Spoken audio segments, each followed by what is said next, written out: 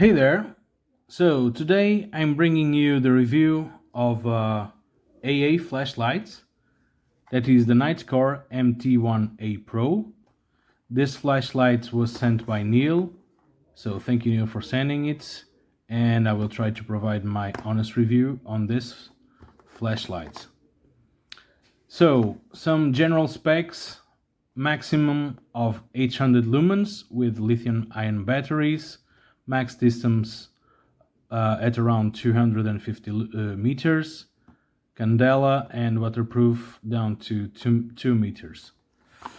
On the side you see that these are some of the accessories: the Nitecore battery, a charging cable and a lanyard, and you also have a glimpse of the flashlight that supposedly has this UHI 25 LED, and you also can see that the battery has USB-C charging. So let's open this and see what we have here. Of course, I have messed with the flashlight for a little bit, and I will remove it and put it aside. And here you open and you have the accessories that were promised in over there. Warranty card for the flashlight.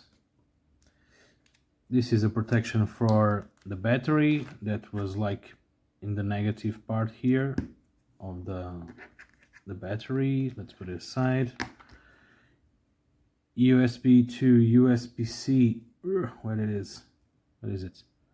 Charging cable for the battery. And let's take this out, the lanyard, and you also have a spare O-ring, the pocket clip that I haven't installed yet. This is like a wrist adjustable lanyard. Well, the lanyard can be put both here in the lanyard hole or through here through the pocket clip. So there are plenty ways to put it. Also here on this part of the clip. Let's just take a look at the user manual, where you can find general information. What you can see here normally is the most important part, and you can see that with lithium-ion battery you will have 3 modes, but with AA batteries you only have 2 modes. You can also see here the time that the modes will last. Of course, there are some drops. Warranty service, the batteries that are compatible. So lithium-ion, primary lithium batteries, alkalines, and rechargeable AAs. The positive and negative orientation in the flashlight. And well, some other information here about charging the battery, installation, and all that stuff. Let's put this aside and let's go to the flashlight itself. So first of all, it's a very styled flashlight with a good knurling here. It provides good grip, and if you use it like me, you have like the middle fingers, like Spider-Man flashlight, and it really helps in the grip. Serial number, hot indication, of course. It's too much things. This couldn't be here because it's like too much noise, visual noise. But you have the information of the LED that you can see over there. Okay. Sorry, just a small cleaning. Okay. So it's like, it seems like an SFT25R, but it's surely a different thing. But I'm not 100% sure about this. Let's go down. So you have two lanyard holes. This is a reverse clicky switch. So if you half press it, it doesn't turn on. You have to full click it to turn on and off. The head doesn't come out. It is glued. I've tried, but it doesn't move a thing. So there's a small hedge in this part that you can see that it's not just one part of the flashlight. It has two parts, but this one is glued eventually. But you can remove, of course, the tail cap. And here you can see the included battery, USB-C. It has 1100 milliamps. It's 3.6 volts, not 3.7 eventually. And here you have an indication for charging. I will plug this in. So it's green for, it's red for charging, and it's eventually blue for charged.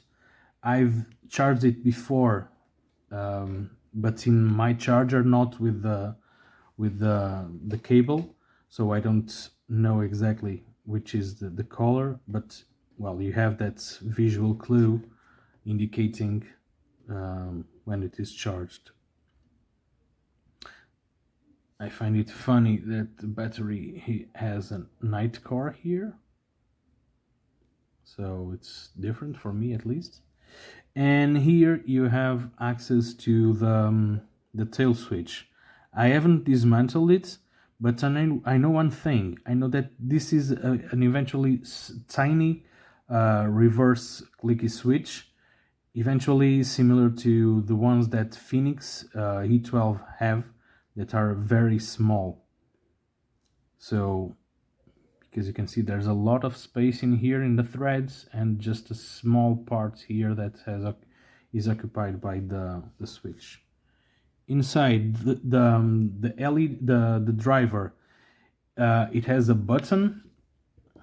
Let's see if I can show it to you. It has a button over there, but is protected with a black plastic around. This is probably the best way to see it. So, but we cannot access it without damaging or without ungluing this.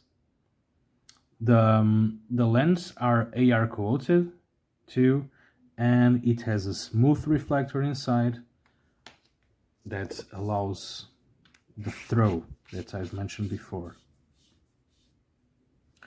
Now I will install the pocket clip, dual-sided, not deep carry, so this part will always protrude in a pocket, but seems like a sturdy clip. This part here, it provides good retention. And now let's try to see, well, the beam profile. Like I said, this is a throwy, so you have a very tight beam here, and it has three modes: low, medium, and high. So this is low, medium, high.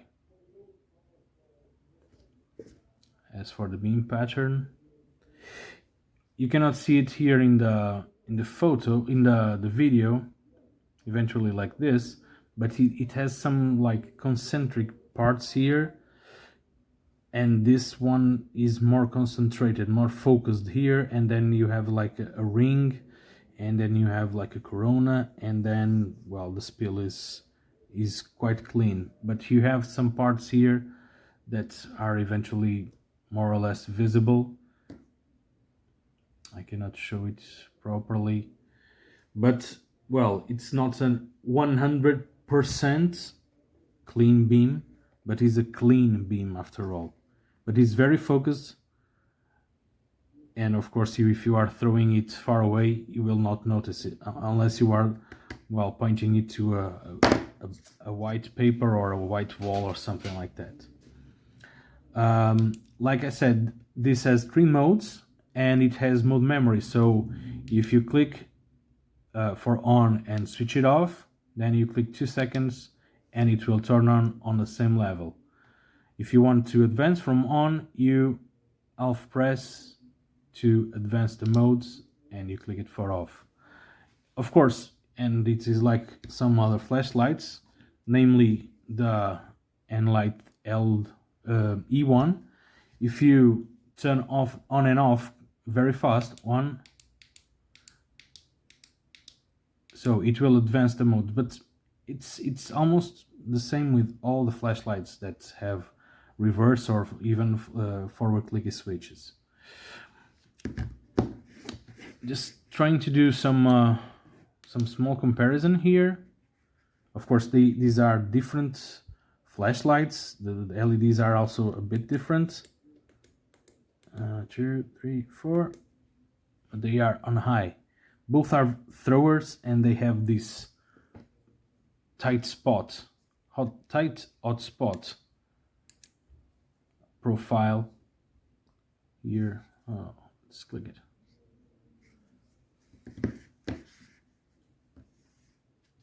So you can see that they are different from, let's say, this. This is also the other flashlight that I recently received. That is the E1, but with an issue version. Okay, so this part is narrower, this part is narrower, this one is floodier. Let's also compare it to this one, so you can see the difference in the hotspots. What can I say more about this? So I can compare it with some other flashlights, some AA flashlights. Let's see, this is my daily carry. This is the Workus T10. Let's also compare it with a bigger one, but that is a reference flashlight. There's a Convoy S2. Of course, the NLightD E1 that I recently got and also reviewed, and that I will compare. I will compare both these flashlights. Let's try to see them side by side right now. You see the LEDs, if not equal, they are very identical. I haven't analyzed them deeply, but they are really close to each other. And I will analyze them in some night beam shots to see how they look like in distances. But right now, if you are looking to the format, you have different lights. This one is much more robust than this one, but this is also a solid flashlight. It seems well built. Having the head glue, it's like a plus in this case because it won't easily mess with the components, but it's not a flashlight that is so thick and so strong as this one. Also another throwy, but this is an Osram LED. This is the F1 AA flashlight. And some other lights. This is a very similar one. This is an old Sofirn SF14. Also very similar. This is one of the smallest ones with a clicky switch. This is an DQG Slim Tie AA. And well, you also have a reference flashlight here. That is the Convoy T2. This one is larger and slightly taller, but these are very well competitive in terms of one and the other. I actually like this one a little bit more because it can be customized. I can change the LED, I can change the switch, I can change the driver, and I can change the clip. Here we don't have that much opportunity, but these are I'm being picky on this part right now. So, but I just wanted to show you this first overview of the flashlights. Like I said, some pros are this part of the knurling. It is a smaller flashlight than others that we have seen here, but is well built. It brings the accessories that it should, especially if you have a rechargeable battery by USB-C cable. And I guess it will be a good flashlight for EDC, independently if you are using AAs or lithium-ion cells. I also would like to show you a little bit. I've done some tests, some 7-minute tests with this, and I've used a Panasonic as rechargeable AA and the included Nitecore battery. On the AAs, I've noticed that they are very regular through the 7 minutes with very minor oscillations. So it started like this, and then it had a slight bump, and then it was almost a flat line, but with some minor oscillations. And about the body temperature, in the end of the test, it was like 33 Celsius degrees body temperature at the end of the 7 minutes.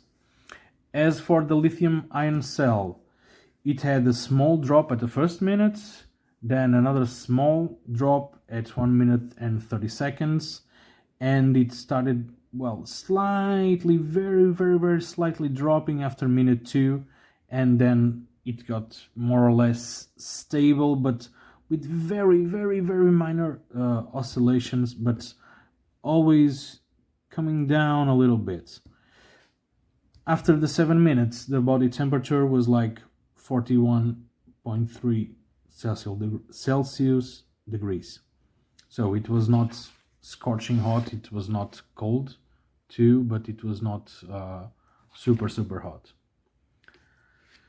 Next time that you will probably see this flashlight in my hands, I will be comparing it with this one, and eventually with the F1AA, and eventually with another thrower that I have here.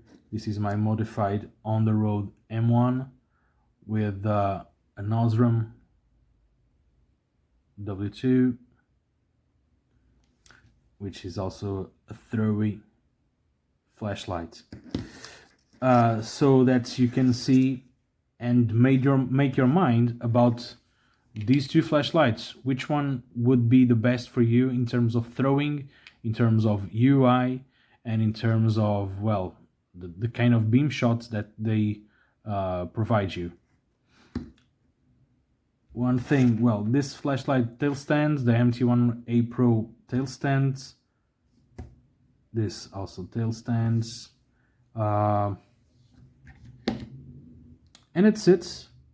I like it. I have some, having memory, it's like not so much fun for me, but having only 3 modes, we cannot ask that much more. And eventually, if Nitecore did one of these with an high CRI LED, it would also be a good option for many people. And that's pretty much it. If you are still watching me, thanks for doing that. and I hope you enjoy the review. If you have some questions or comments, leave them in the comment section, and also you can see the link for this flashlight on Neil's Gadgets store in the description of the video too.